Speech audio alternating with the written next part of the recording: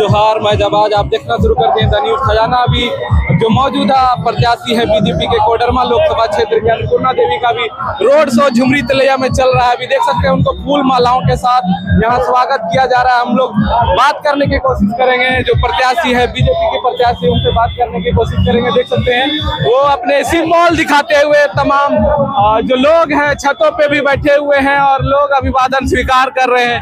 काफी खुश हो रहे हैं मैम, कैसा समर्थन मिल रहा है लोगों का? आप देख रहे होंगे कि कितना उत्साह है। लोगों ने तय कर लिया है 400 पार, फिर एक बार मोदी सरकार और कोडरमा में 10 लाख पार। 10 लाख पार आप लोगों को निकल चुके हैं मैम। काफी काफिले के साथ काफी बाइक और गाड़ियों का काफिला था जो अभी झंडा चौक झुमरी तिलैया पहुंच चुके हैं। में कुछ लोगों से भी बात करेंगे और जानने की कोशिश करेंगे आज जो रोड शो हो रहा है कितना असर डालेगा?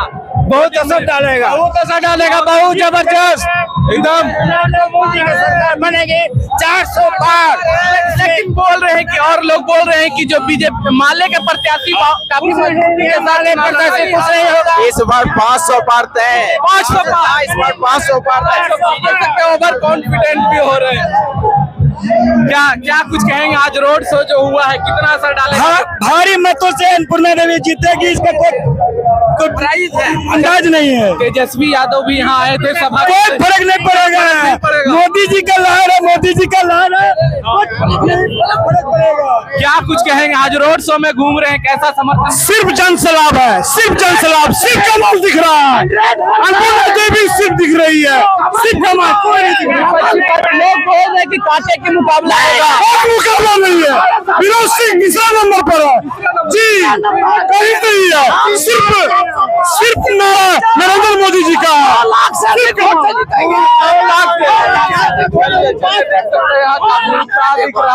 और यहाँ जो समर्थक है, क्या लग रहा है, क्या माहौल है कोडरमा का? कोडरमा का माहौल एक तरफा हो चुका है। सिर्फ जहाँ देखे वहाँ एकदम कमल छाप।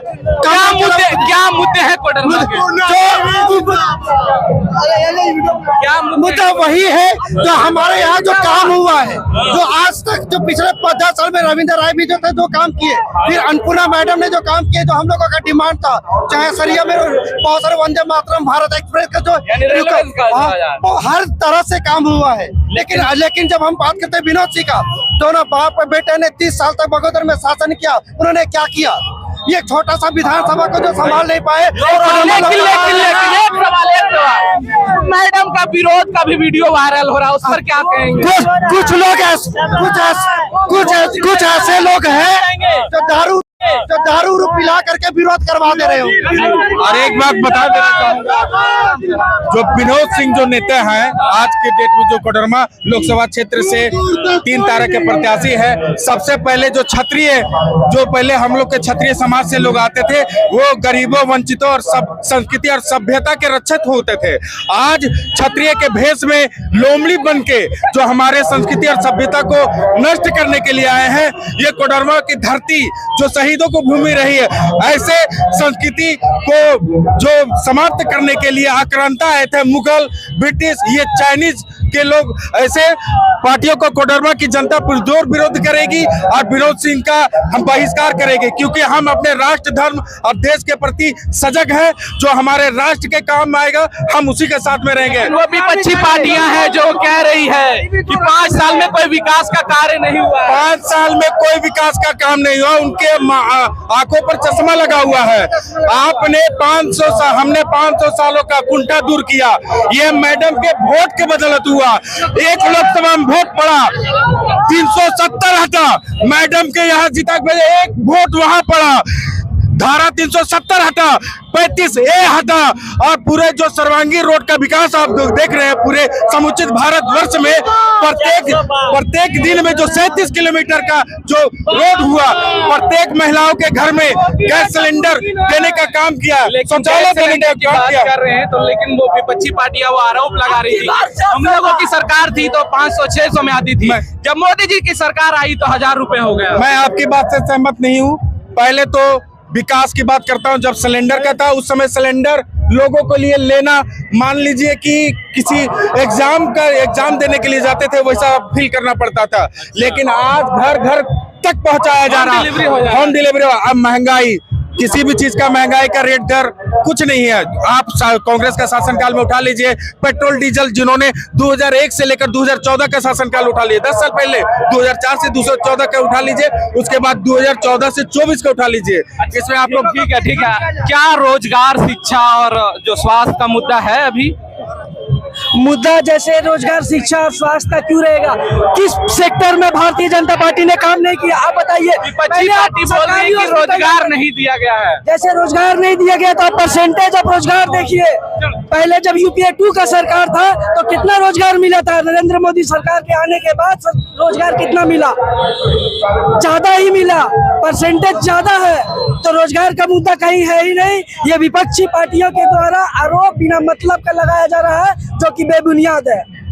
जीत के लिए कितना आश्वस्त हैं आप लोग? कितना वोट के अंतर से जीत रहे हैं आप लोग? कोडरमा में कम से कम 5 लाख वोट के अंतर से जीतेंगे माननीय श्रीमती अन्नपूर्णा देवी जी। 5 लाख। आप समझिए, अभी झारखंड में आप देखे होंगे कुछ दिन पहले 40 करोड़ एक कांग्रेस के मंत्री के नौकर के यहाँ, मतलब मंत्री के यहाँ कितना पैसा होगा सोच लीजिए। ये जो इंडी गठबंधन है सिर्फ लूटने के अलावा कुछ नहीं जानते। कुछ दिन पहले अपने 300 करोड़ देखा होगा, मशीन गर्म हो जाती है। मतलब इनका सरकार जहाँ जहाँ बनी है सिर्फ पैसा ऐंठने के अलावा कुछ और काम नहीं है। आरोप लगाती है कि सिर्फ विपक्षी पार्टियों पर ही कार्रवाई होती है। जिस आप करप्शन की बात कर रहे हैं, जब करप्शन की बात महाराष्ट्र में आती है तो उसे मोदी जी खुद बोलते हैं कि करप्शन के शिकार है, उसे उप मुख्यमंत्री बना दिया जाता है महाराष्ट्र में। अच्छा, एक चीज बताइए कि अगर विपक्ष कहती है कि वो करप्ट थे तो वो अपने पार्टी से, मोदी जी कह रहे हैं, विपक्ष नहीं, मोदी तो वही हम कह रहे हैं कि अगर को फिर उप मुख्यमंत्री बना दिया अगर फिर करप्शन तो विपक्ष भी कह रहा है ना कि वो करप्ट थे, तो अगर वो करप्ट थे तो वो पार्टी से अपने क्यों नहीं निकाले? मतलब वो अपना रोटी सेकने के लिए तैयार थे। मतलब वो करे तो सही, ये करे तो गलत। तो फिर आपने जो करप्शन का मुद्दा